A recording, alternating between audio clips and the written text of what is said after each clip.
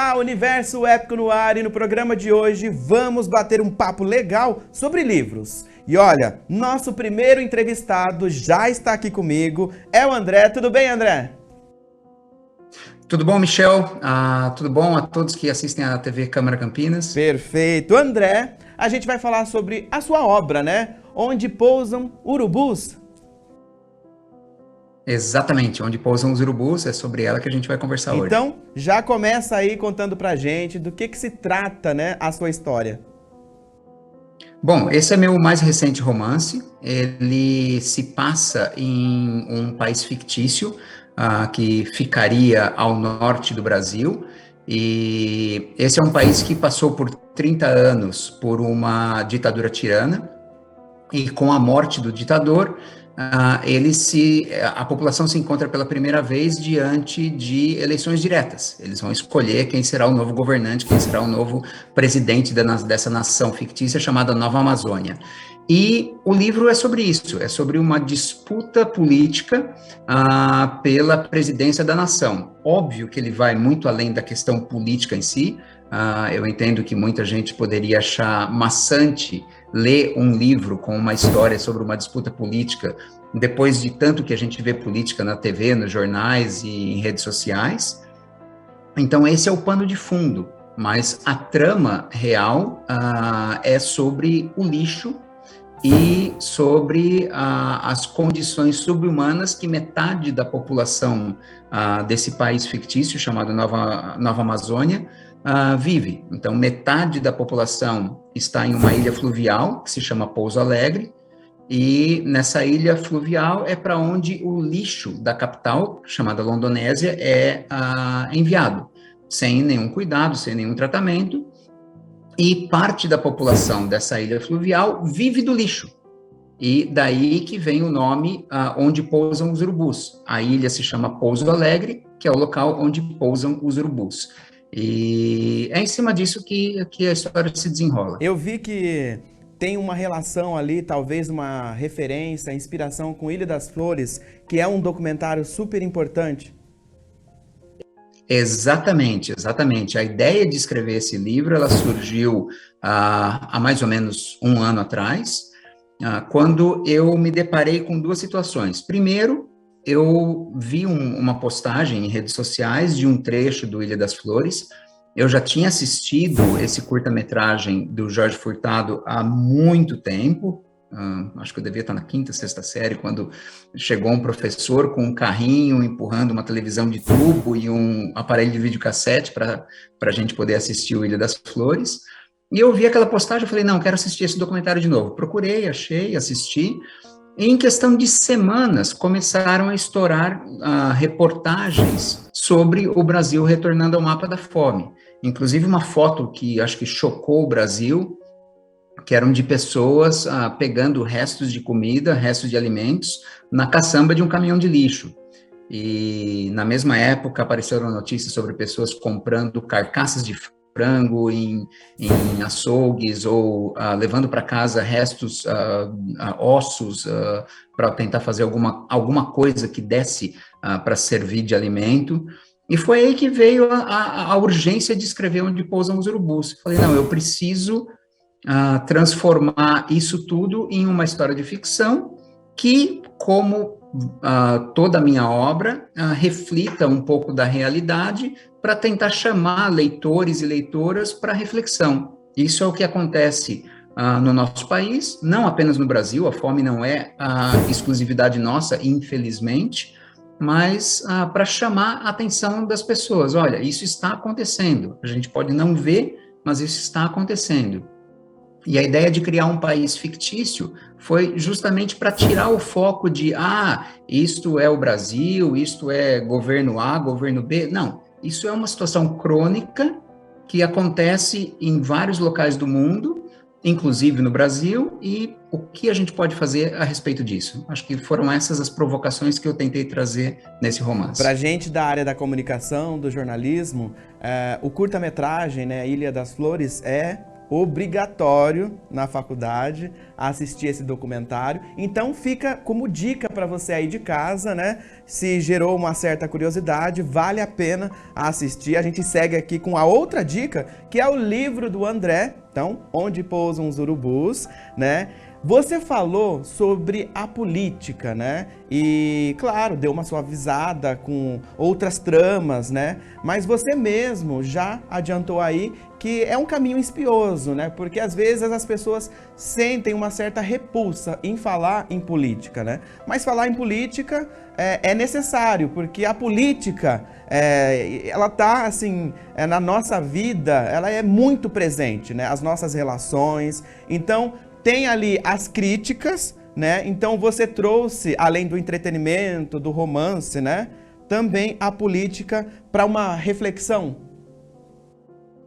Exatamente, Michel. E essa é parte da minha escrita, então não apenas em Onde Pousam os Urubus, mas em outros textos meus, eu faço questão de trazer essa discussão que muita gente chama de crítica social, para que as pessoas não apenas tenham entretenimento em mãos, mas elas tenham algo também para olhar para a realidade em que elas estão inseridas e se questionar. O que eu quero que aconteça, o que eu quero para o meu país, o que eu quero para a minha sociedade. Então, eu procuro fazer esse tipo de discussão dentro da minha obra. Acho que, voltando apenas num ponto anterior, sobre as pessoas tentarem fugir da questão política, porque realmente é um tema um tanto quanto delicado e controverso. O que diferencia Onde Pousam os Urubus de obras anteriores minhas é exatamente a questão de inserir algo mais de romance dentro da história que está sendo narrada. Eu tenho uma trilogia que foi lançada anteriormente, que ela é muito mais visceral, eu diria, e mais próxima da realidade, e é o tipo do ame-o ou deixe-o. Então, tem algumas pessoas que amam aquela trilogia, porque ela realmente traz a realidade nua e crua, e tem outras pessoas que abandonam a leitura por falar, não, isso aqui é muito o que eu estou vivendo no dia a dia. Para isso eu pego o jornal e vou ler as notícias. Eu quero algo que me distraia também. Então, em Onde Pousam os Urubus, eu tomei esse cuidado. Eu tentei trazer uma realidade fictícia, se passa em um país fictício, não é o Brasil. Eu tentei trazer a questão política, sim, mas toda uma trama romântica no fundo, ainda que dura, e eu inseri uma personagem que é a Carla. A Carla é uma garotinha que ela tem necessidades educacionais especiais, e ao inseri-la na trama, foi aí que eu pensei, não, eu definitivamente não posso fazer com que essa história seja uma história tão pesada quanto as anteriores que eu escrevi. O fato de inserir essa garotinha, se eu mantivesse uma linha narrativa mais pesada, mais violenta, eu correria o risco de insultar do ponto de vista negativo, eu diria, não do ponto de vista de provocação para reflexão, mas realmente insultar pessoas que vivem aquela situação. Então, eu falei, não, eu não posso fazer isso, eu tenho que tomar esse cuidado, e acho que isso se refletiu na repercussão que Onde Pousam os Urubus está tendo. É um livro que está tendo boa aceitação, justamente por trazer reflexões sociais, questionamentos, dar visibilidade para essa condição que essa garotinha tem, sem ser violento, sem ser invasivo de uma forma negativa. E para você, como você já adiantou, né, que é um livro diferente das narrativas anteriores, qual foi o seu desafio? Acho que esse foi certamente o livro mais difícil para eu escrever até hoje, porque, primeiro, eu queria fugir dessa narrativa mais pesada, mais violenta que existia em títulos anteriores que eu lancei. Tinha a questão dessa garotinha, que eu queria que ela começasse o livro como uma coadjuvante e ganhasse protagonismo ao longo da história, e isso é o que acontece. ela se torna a principal personagem da história conforme a trama vai se desenrolando, e ela não é uma política, ela não está concorrendo a nada, ela é filha de um candidato à vice-presidência. Mas a narrativa dela foge da questão política, mas ela se amarra com as discussões que vão acontecendo ao longo da trama. Então, criar uma coadjuvante que se torna protagonista foi um desafio grande, e o segundo desafio foi trazer o tipo de linguagem que eu queria para esse livro.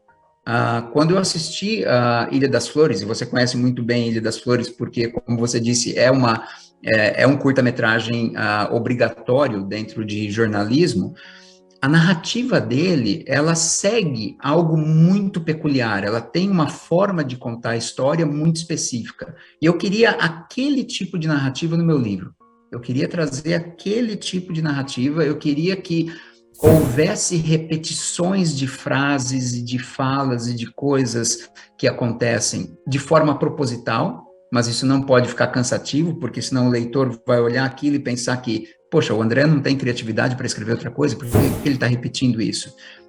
Então, fazer a repetição proposital de trechos é algo perigoso, que tem que ser muito bem calculado, e eu queria que a violência nesse livro viesse pelas palavras, e não pelas ações. Então, existem coisas que chocam, existem frases que realmente quem lê se depara com aquilo e sente o peso daquilo que está escrito. Mas não porque existe uma cena gráfica, não porque existe uma descrição de violência explícita, mas sim pela sutileza das palavras. Então, construir todo esse cenário foi o que deu muito trabalho. E eu apenas dei esse livro como concluído quando eu realmente passei pelo crivo de leitores betas que disseram: André, esse livro está muito diferente de tudo que você escreveu, e ainda assim ele continua tendo a sua marca registrada ali, ele tem a sua assinatura, quem lê sabe que veio de você aquilo que está escrito. André, você está em qual país mesmo? Holanda. Holanda. E aí na Holanda, né, você mora já há algum tempo, e tem tradução, né? O seu livro pretende traduzir? Ainda não tem tradução, nenhum dos meus livros foi publicado em outro idioma que não o português.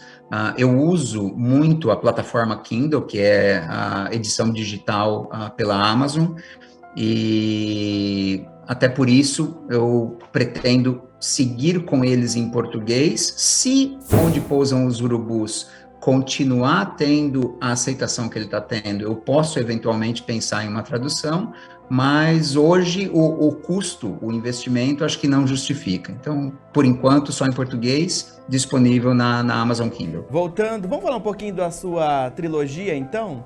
Você tem Sim. Outros 3 livros, né? Então, fala um pouquinho dessa história.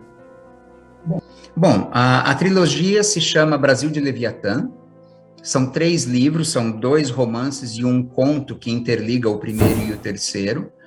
Eu costumava brincar antes de batizar a trilogia de Brasil de Leviatã, que era uma trilogia de 2 livros e meio, porque tem um conto no meio. O primeiro é o mais político e próximo à realidade dos 3. Ele se chama Do Inferno ao Planalto, e ele desenvolve-se com a saga de um candidato à presidência. Existem paralelos que se traçam com relação à campanha de 2018, eles são propositais, mas o meu personagem é um personagem fictício, embora exista provocação, exista algumas questões que se amarram com a realidade que aconteceu em 2018, para quem lê nos detalhes vai perceber que eu busco um pouco de diversos políticos brasileiros para construir aquele meu personagem. Então, ele não é especificamente uma pessoa, ele é uma combinação de pessoas.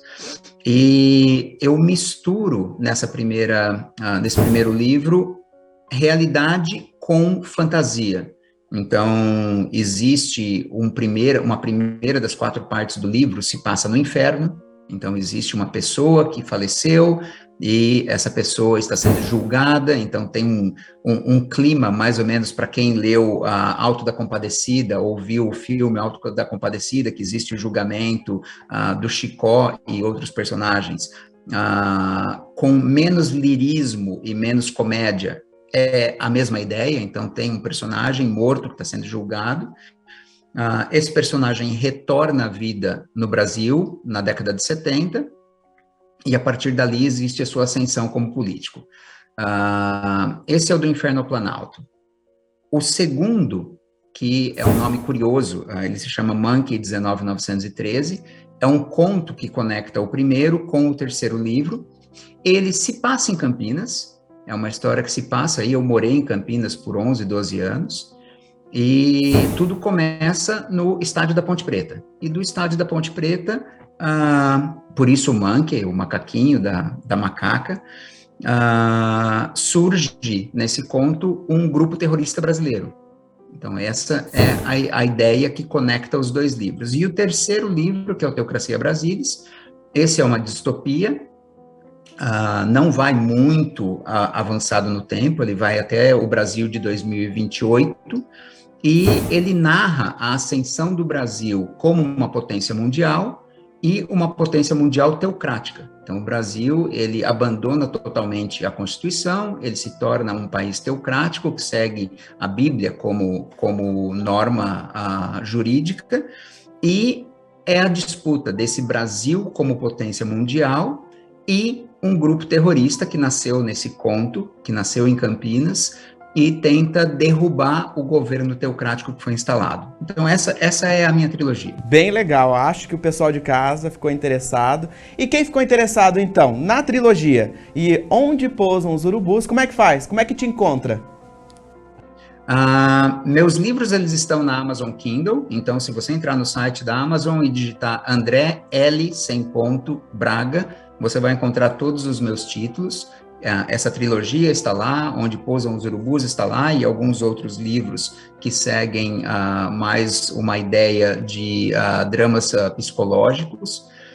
E nas redes sociais, você me encontra no Instagram como escritor André L. Braga, tudo junto. Eu estou no Facebook também, mesmo nome de usuário, escritor André L. Braga, e tenho um site, escritorandrelbraga.com. Então é o mesmo nome de usuário para facilitar. Parabéns pelo trabalho, viu? Muito obrigado, Valeu, Michel. um abraço. Outro, até mais. A gente vai para um rápido intervalo e no próximo bloco tem mais história.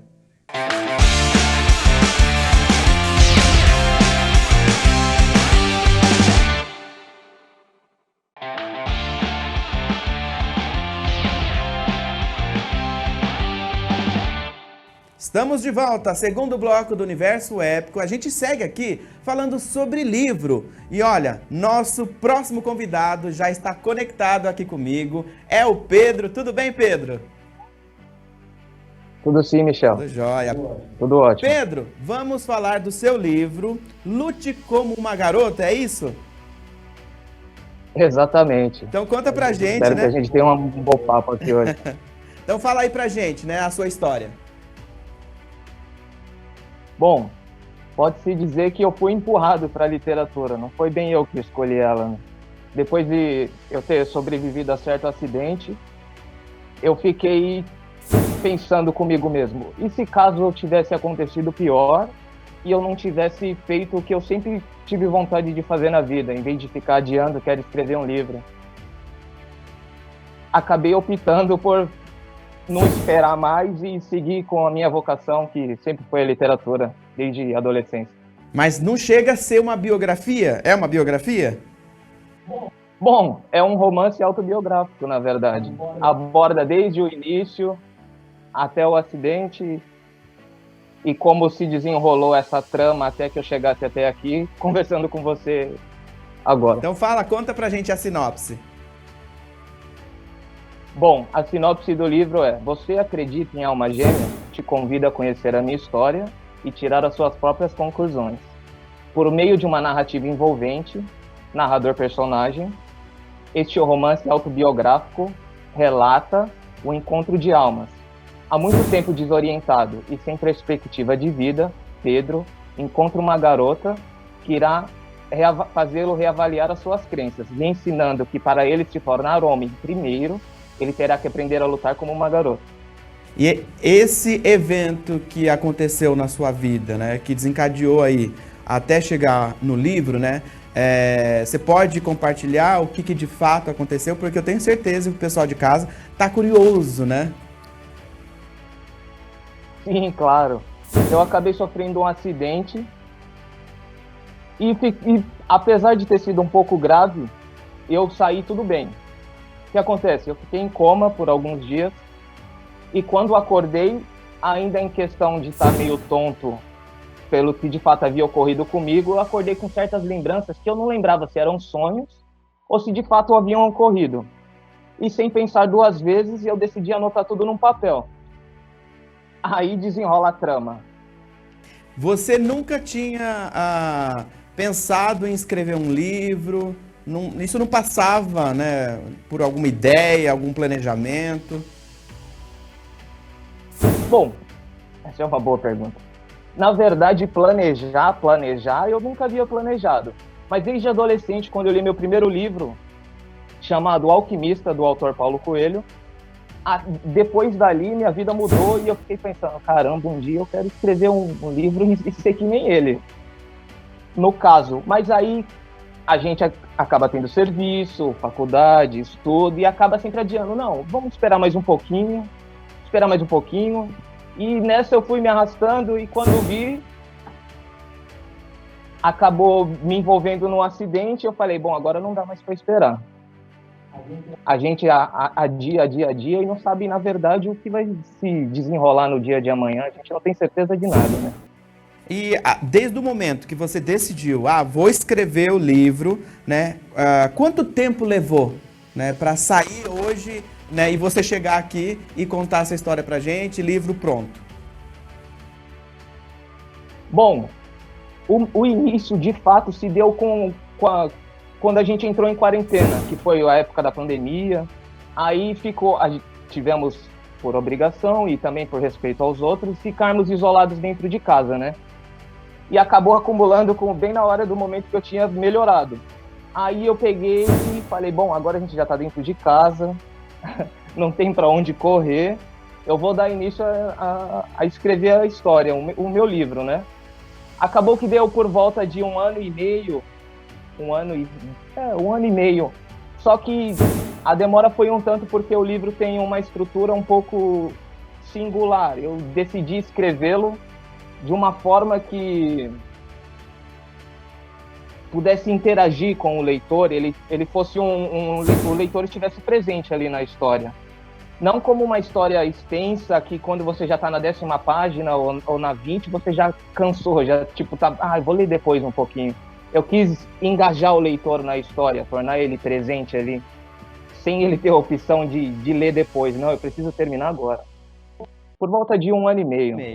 O mais difícil foi encontrar essa estrutura. E aí, nesse 1 ano e meio, né, de escrita, teve algum momento de bloqueio criativo? O que foi mais difícil para você? Teve algum período, sim. O mais difícil, como eu disse, foi encontrar a estrutura, porque ele se desenrola de uma forma diferente. Por meio da minha literatura, da minha estrutura singular, eu procuro descrever movimentos, cenários, eu procuro sensações. O livro é feito todo pela perspectiva do personagem principal, que é o Pedro, no caso. E ele é feito todo por diálogos. Então, é como se você estivesse tendo uma fofoca sobre a minha vida, entende? Essa foi a parte mais difícil, de você ter coragem de expor o que lhe aconteceu de fato. E sempre que eu tinha eu moro em uma cidade praiana, e sempre que eu tinha esse bloqueio de ler ou de desenrolar a história, eu sempre me refugiava na praia. Sempre me dava força, e quando eu acabava voltando, eu já estava mais inspirado. Essa parte encaixa melhor aqui, essa outra aqui. A praia sempre foi meu grande amigo. Foi uma escrita sem cobrança, uma escrita à vontade. Sim, ok. sem qualquer cobrança, apenas por realização de sonho, na verdade. Mas e esse sonho, ele vai continuar, né? Você ainda vai se desenvolver mais como escritor, outras histórias, como é que você vai se planejar a partir de agora? Bom, vai continuar. Na verdade, essa também é mais uma ótima pergunta, porque, como eu disse, eu não tinha me planejado em escrever. Desde que eu terminei, eu não falava assim, vou escrever outro livro, tenho certeza que vou escrever outro livro. Mas acabou que ele foi se desenrolando, o livro foi se desenvolvendo, foi ganhando publicidade, e aí, de repente, me veio outra história na cabeça, e uma espécie de continuação, podemos dizer assim, uma espécie de spoiler. Eu já tirei ela da cabeça, falta lapidá-la, aos poucos e sem pressa. Quem já leu a sua história? Qual foi o retorno? O pessoal se identificou? Como é que foi? Muito bom. O livro, antes de se tornar físico, o que aconteceu? Como a gente já conversou aqui, era a minha primeira experiência como escritor. E assim que eu terminei, eu pensei, caramba, o que eu vou fazer agora? Não sei para onde ir, eu não sabia a respeito de editora ou de qualquer coisa do gênero. Eu decidi publicá-lo como um e-book independente na Amazon.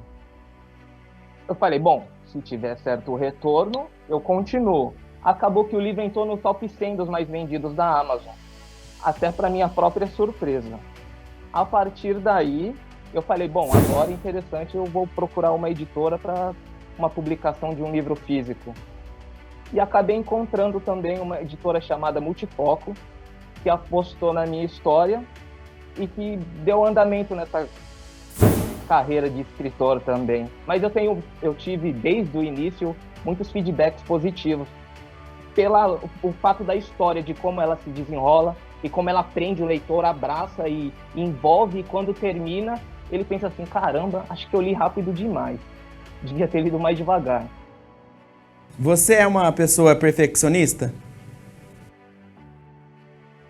Pode-se dizer que sim. Em questão de literatura, uma vírgula para mim já muda tudo. Mas no final dessa jornada de escrita, né? Você entregou o livro, tá pronto. Você tá satisfeito com a sua entrega?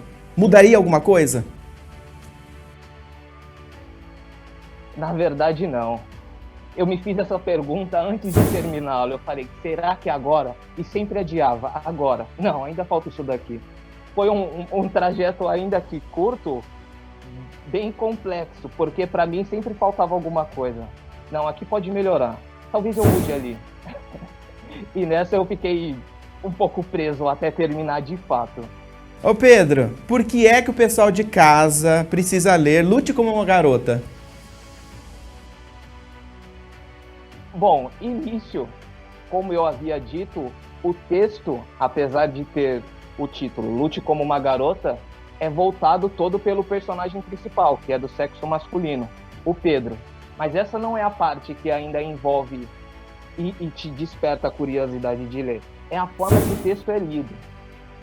Porque ele é feito todo por diálogos, então torna-se atrativo para o leitor. Ele quer descobrir, ele quer saber o que vai acontecer com o personagem, ele quer sentir aquilo. Eu trabalho com emoção na literatura, que acredito que é o que mais te envolve, que mais dá vontade de você saber o que está acontecendo.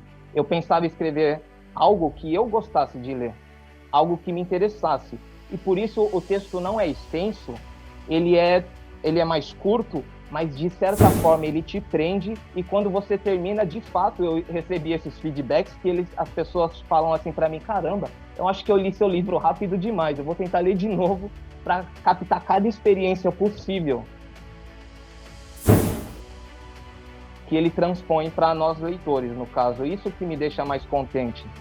E aí, pessoal de casa, então, que ficou interessado, como é que faz para acompanhar o seu trabalho, né, que a partir de agora, então, né, vai ter um segundo livro aí, e o pessoal cobrar o segundo livro e acompanhar o primeiro, né? Então, tem as redes sociais, como é que faz? Certo. Para adquirir o meu livro, tem ele em venda tanto no site da editora Multifoco, que pode ser encontrado tanto no site multifoco.com.br, E caso você queira no link direto, tem as minhas redes sociais. Meu Instagram, Pedro Vinícius Prazo dos Passos, tudo junto, meu nome completo. Tem o link de venda.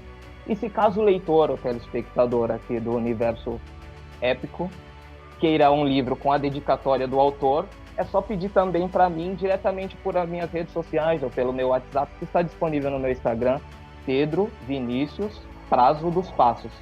Não tem erro. Eu aposto que os leitores vão gostar bastante. Pedro, quero agradecer a sua participação aqui no Universo Épico, né? De separar um tempinho aí para conversar com a gente e dividir a sua história. A honra é toda minha. Sempre que possível eu estarei aqui. Então, ó, lançou o segundo livro, né? Entre em contato com a nossa produção e volta aqui para bater um papo. Já está combinado desde já. Muito obrigado. Valeu, Pedro. Um abraço. Sucesso. Forte abraço. Ponto final no Universo Épico e a gente volta na próxima semana. Tchau!